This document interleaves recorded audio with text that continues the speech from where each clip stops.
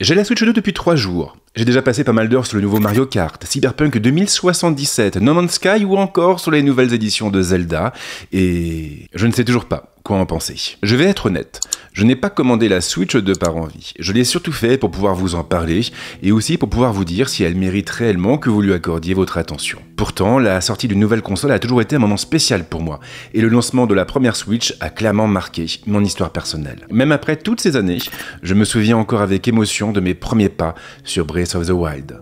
C'était une expérience folle. Ça l'était parce que ce jeu est un monument, mais aussi et surtout parce que le format de la Switch nous permettait d'en profiter absolument partout et tout le temps. Ce n'était pas juste une nouvelle console, c'était une nouvelle expérience.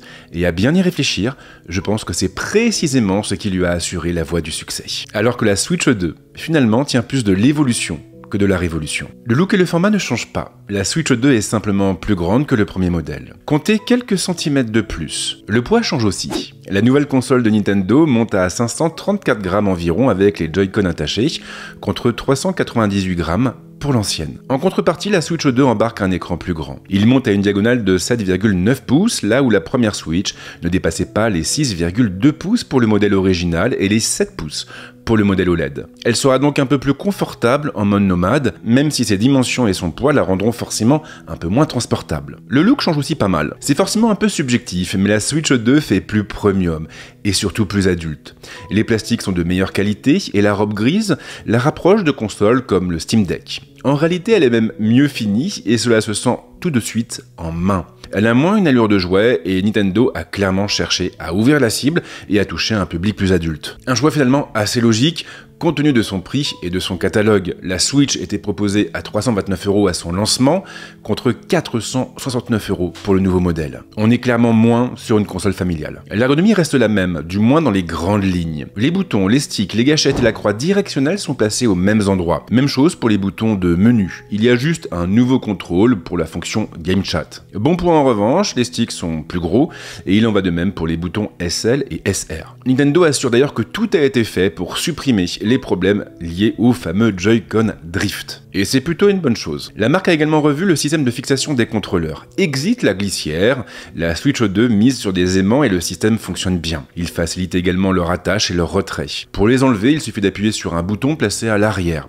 Un petit cylindre en plastique sortira alors de la manette et prendra appui sur la tranche de la console pour la décrocher. C'est bien pensé et on retrouve la même mécanique sur le support des contrôleurs présents dans la boîte. Ce n'est cependant pas la seule nouveauté apportée par les Joy-Con. Non, car figurez-vous qu'il est aussi possible de les utiliser comme une souris. Un lecteur optique est intégré à la tranche, entre les deux gâchettes. Une fois la manette posée contre une surface plane, elle se transformera en souris, du moins dans les jeux compatibles. Cyberpunk fait partie de la liste et il faut reconnaître que cela donne une autre dimension au titre de CD Projekt. Par contre, la prise en main reste très perfectible et on est loin du confort d'une vraie souris.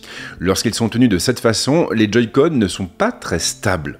Un temps d'adaptation sera donc nécessaire. Maintenant, rien ne vous empêche de brancher une vraie souris. L'entreprise a aussi modifié la béquille en optant pour un design en forme de U. Elle se montre efficace et elle propose plusieurs angles d'inclinaison pour s'adapter à toutes les situations. En revanche, elle semble assez fragile au premier abord. La connectique change aussi. La Switch 2 embarque deux connecteurs USB-C. Ils sont placés en haut et en bas et ils serviront exactement à la même chose, soit à recharger la console ou à la connecter à un dock ou à un accessoire. Ils nous donneront simplement plus de flexibilité pour le faire. S'ajoute à la liste une prise casque, bien sûr, et un double port dans lequel vous pourrez venir glisser les cartouches et une carte micro SD. Le dock livré avec la console change aussi pas mal. Il sert exactement la même chose, mais il apporte un nouveau design plus arrondi et plus élégant. Nintendo a aussi amélioré la connectique. En plus du connecteur de la console, du connecteur de l'adaptateur secteur et du port HDMI, nous allons trouver un port Ethernet et deux ports USB 2 placés sur le côté. Une grille d'aération est également présente à sa base. Elle devrait aider à dissiper la chaleur. Un critère important puisque la Switch 2 sera capable de sortir de la 4K à 60 fps une fois posée sur son socle. Mais les plus gros changements ne se voient pas.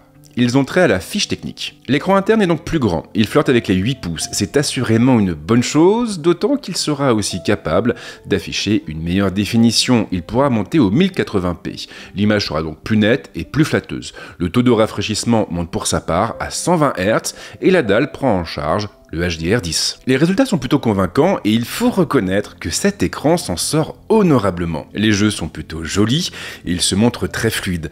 Et jouer au nouveau Mario Kart sur la Switch 2 est clairement une très chouette expérience. Vous le savez sans doute, mais cet écran n'est malheureusement pas un écran OLED. Nintendo a préféré opter pour une dalle LCD, sans doute avec pour objectif de lancer un second modèle plus tard. Une stratégie similaire à celle de la première Switch. J'avais évidemment une grosse appréhension puisque je suis habitué à jouer sur des écrans OLED, que ce soit sur le Steam Deck ou encore sur l'Odyssey G6 de mon setup gaming. Fort heureusement, mes appréhensions ont été levées, du moins en partie. Cet écran est de bien meilleure qualité que celui qui équipait la première Switch. Les noirs ne sont pas complètement noirs, c'est vrai, mais on se rapproche davantage du rendu des écrans OLED. Alors je ne sais pas si c'est dû au support du HDR10, mais le rendu est en tout cas plus agréable. La firme Nippon a donné peu de détails sur le processeur. On sait juste qu'il est fabriqué par Nvidia et qu'il est censé être 10 fois plus puissant que le processeur qui équipait la Switch.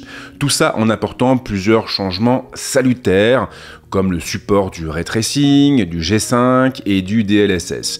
Le tout avec un zeste d'IA, ce qui permet par exemple de détourer nos visages pour les intégrer aux jeux compatibles avec le Game Chat. Les résultats en tout cas sont là. Cyberpunk 2077 par exemple est très réussi. Je le trouve même plus beau que sur ma ROG Ally ou que sur mon Steam Deck. Les textures sont assez propres, les effets lumineux convaincants et l'ambiance est fidèlement retranscrite. Rien à dire non plus pour la version Switch 2 de Breath of the Wild. Alors il n'y a pas de différence marquante, mais elle va clairement plus loin graphiquement. Les contours sont un petit peu moins baveux et le titre est surtout beaucoup plus fluide puisqu'il atteint enfin les 60 images par seconde contre moitié moins sur la première Switch. C'est évidemment difficile à retranscrire par des mots, mais les sensations sont bien meilleures, notamment pour tout ce qui a trait au déplacement et surtout aux phases de combat. Je sais que vous êtes nombreux à vous poser des questions sur l'autonomie de la console en mode nomade et c'est tout à fait légitime. Ça l'est car Nintendo évoque sur son site une fourchette comprise entre 2 heures et 6 heures et demie en fonction du type de jeu. Tout ça avec une charge de 3 heures. Et malheureusement, ici, je n'ai pas l'impression que le géant ait sous-estimé sa console.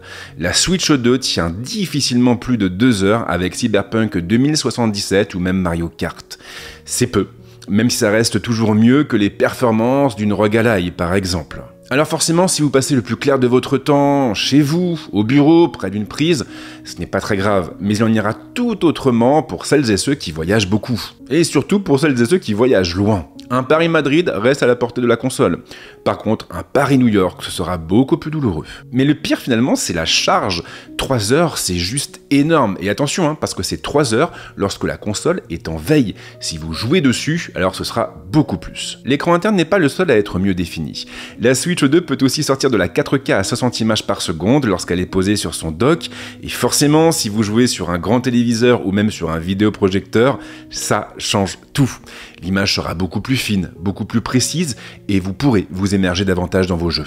Chez moi par exemple, avec un vidéoprojecteur envoyant une image de plus de 150 pouces, la Switch 2 fait tout simplement des merveilles. J'ai pu jouer à Mario Kart et à Cyberpunk sans aucun problème et je n'ai pas noté le moindre souci de chauffe. Peu de choses à dire sur la plateforme, elle est identique globalement à celle de la Switch, du moins si l'on met de côté les nouvelles fonctions sociales comme le Game Chat ou encore le Game Share. Une fonction qui permet de partager son écran et de voir celui des autres joueurs. Alors oui, c'est sûr que ces fonctions sont amusantes, mais sincèrement, je ne suis pas certain que nous allons beaucoup les utiliser.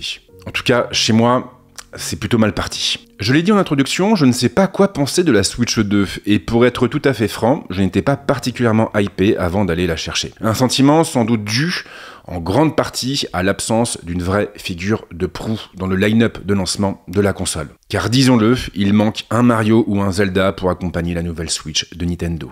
Et pourtant, une fois la console en main, je me suis laissé emporter. J'ai complètement zappé mon manque d'enthousiasme initial dès les premières minutes de jeu et j'ai commencé à enchaîner les courses sur Mario Kart et les missions à Cyberpunk. J'ai même racheté No Man's Sky dessus, ce qui n'était pas du tout prévu. À l'origine, je pensais vraiment que cette prise en main allait être très négative, mais finalement, j'ai pris beaucoup de plaisir à passer ces 3 jours en compagnie de la Switch 2. Et ce, même si une partie de moi ne peut pas s'empêcher de penser qu'elle aurait mieux fait de s'appeler Switch Pro. Maintenant, je me méfie aussi des premières impressions et je pense que le mieux, c'est d'en reparler dans quelques semaines, une fois que je l'aurai un peu plus utilisé. surtout en déplacement. D'ailleurs, je suis en train de préparer une petite vidéo pour vous présenter ce qui est à mes yeux, en tout cas, le meilleur setup pour la Switch 2. Et vous d'ailleurs, vous êtes hypé par la Switch 2 ou vous attendiez plus de Nintendo? Dites-moi tout dans les commentaires, et bien sûr, si vous avez envie de me soutenir, c'est pas compliqué, vous pouvez lâcher un petit like, un petit partage, mais aussi vous abonner à la chaîne. Mais si vous le faites, pensez à activer la petite cloche pour ne pas louper mes prochaines sorties. Merci en tout cas de m'avoir suivi jusque-là, et je vous souhaite bien sûr de passer une très bonne semaine ou un très bon week-end, et c'est promis, on se retrouve très vite avec d'autres contenus, ici, mais également ailleurs. Ciao.